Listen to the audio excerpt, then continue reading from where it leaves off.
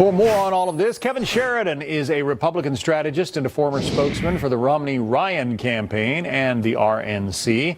Leslie Marshall is a syndicated radio talk show host and a Fox News contributor. Thanks, both of you, for being with us.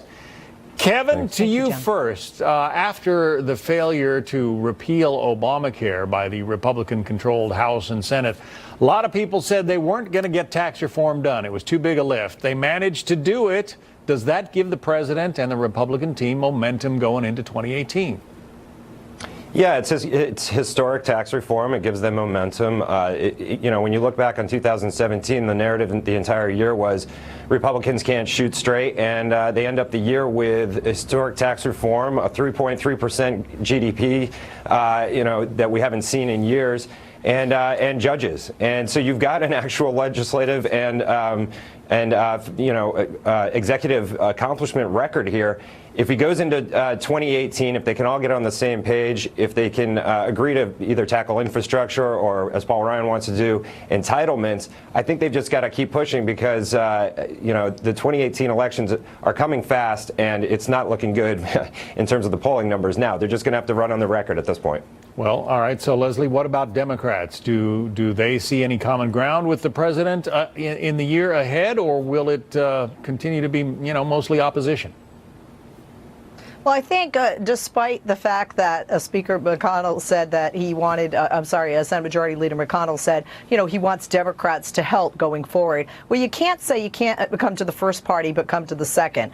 Democrats were not included in any of the decision making with regard to tax reform and any of the legislation that the Republicans have put forth. So the people want, as we see from the polls over and over, they want Congress to work together to get things done. That's what left and right we vote these officials in the House and the Senate to do for us. But I don't think that's going to happen, John. And as a Democrat, that only helps with the polls going forward because the Republicans are pushing forth their agenda, which, if you look at the polls, is not the people's agenda and certainly doesn't benefit the people that put them over the top within Trump into the White House, which is the white working class voter that right now are behind him. But I think that will rapidly change, especially if they look to attack entitlements next. Kevin, I want to read something from the Wall Street Journal. Ari Fleischer, Fox News contributor, former spokesman for President George W. Bush, wrote this: the tax cuts just enacted prove President Trump and the Republicans can govern. Next up could be immigration reform, a major infrastructure package, and perhaps welfare reform. Being tough and hitting opponents is part of the political game. But the lesson of the first quarter is that avoiding penalties is just as important. Mr. Trump is capable of scoring a lot more points, as any head coach would advise. However, it won't happen if he doesn't show more mental discipline on the field. The title of that piece, Too Many Flags in Trump's First Quarter. Does that analogy, that football analogy, work for you, Kevin? It does, and Ari's spot on there.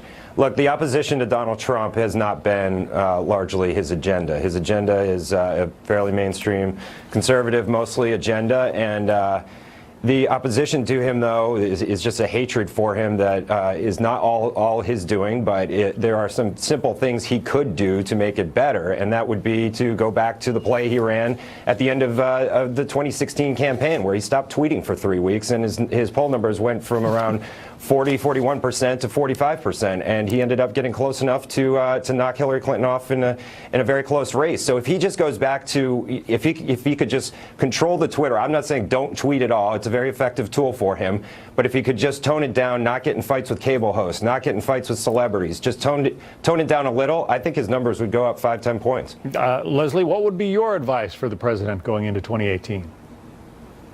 I would say I would agree with that somewhat. I mean, you have to stop being so bombastic and start acting presidential. Right now, violent crime is up in the United States. Attacks on minority groups like Muslims are up. We practically were at the brink of war with a madman in North Korea. The tweeting is not only juvenile and unpresidential, it's irresponsible and could put Americans here and abroad at risk. One of the things he needs to do that he said he was going to do and he hasn't done, John, and the numbers show that, the facts show that, he hasn't united us. And that's something that's hard, left or right, for any leader to do. But I think that's what he or any leader should do. He hasn't united his party. The Republican Party is in disarray in a sense, and he has not united this nation. And I think that's something he would need to do going forward. Sorry if I sound like a pessimist. I don't think he'll succeed in that mission. It's been less than a year. We'll see. Leslie Marshall, Kevin Sheridan, thank you. Thank you.